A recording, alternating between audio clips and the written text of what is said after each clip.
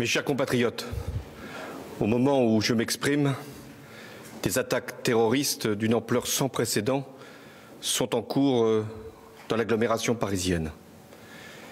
Il y a plusieurs dizaines de tués. Il y a beaucoup de blessés. C'est une horreur. Nous avons, sur ma décision, mobilisé toutes les forces possibles pour qu'il puisse y avoir la neutralisation des terroristes et la mise en sécurité de tous les quartiers qui peuvent être concernés. J'ai également demandé qu'il y ait des renforts militaires. Ils sont en ce moment sur l'agglomération parisienne pour être sûr qu'aucune attaque ne puisse de nouveau avoir lieu. J'ai également convoqué le Conseil des ministres. Il va se tenir dans quelques minutes. 2 décisions seront prises. L'état d'urgence sera décrété, ce qui veut dire que certains lieux seront fermés, la circulation pourra être interdite et il y aura également des perquisitions qui pourront être décidées dans toute l'Île-de-France. L'état d'urgence, lui, sera proclamé sur l'ensemble du territoire. La seconde décision que j'ai prise, c'est la fermeture des frontières. Nous devons nous assurer que personne ne pourra rentrer pour commettre quelque acte que ce soit. Et en même temps que ceux qui auraient pu commettre les crimes qui sont hélas constatés puissent également être appréhendés s'ils devaient sortir du territoire. C'est une terrible épreuve qui, une nouvelle fois,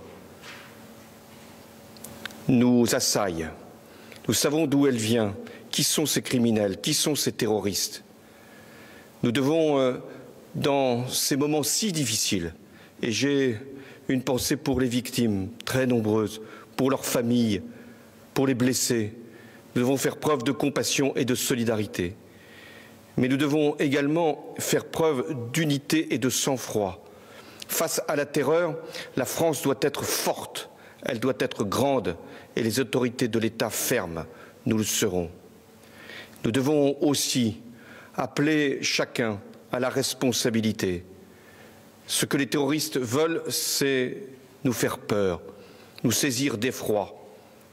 Il y a effectivement de quoi avoir peur, il y a l'effroi, mais il y a, face à l'effroi, une nation qui sait se défendre, qui sait mobiliser ses forces et qui, une fois encore, saura vaincre les terroristes.